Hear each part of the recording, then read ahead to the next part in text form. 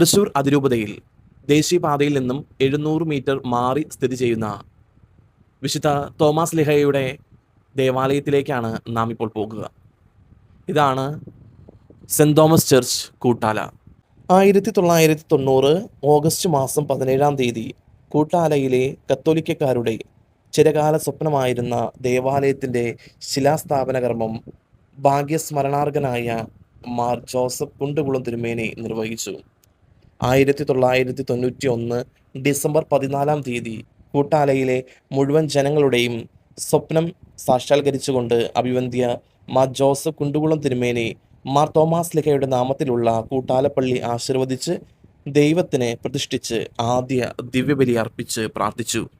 അൾത്താരയുടെ ഇരുവശത്തുമായി വിശുദ്ധ ഔസേപിതാവിൻ്റെയും പരിശുദ്ധ അമ്മയുടെയും രൂപങ്ങളും അതുപോലെ തന്നെ ഇരുവശങ്ങളിലായി വിശുദ്ധ തോമാസ് ലീഹയുടെയും വിശുദ്ധ അൽഫോൻസാമയുടെയും രൂപങ്ങൾ പ്രതിഷ്ഠിച്ചിട്ടുണ്ട്.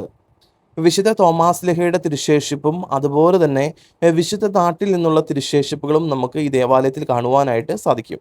ദേവാലയത്തിൻ്റെ ചുറ്റും അതിമനോഹരമായിട്ട് കുരിശിൻ്റെ വഴി ചിത്രീകരിച്ചിട്ടുണ്ട്. ഹൈക്കലയുടെ ഇരുവശങ്ങളിലുമായി ദൈവകരുണയുടെയും നിത്യസഹായ മാതാവിൻ്റെയും ചിത്രങ്ങൾ നമുക്ക് കാണുവാനായിട്ട് സാധിക്കും.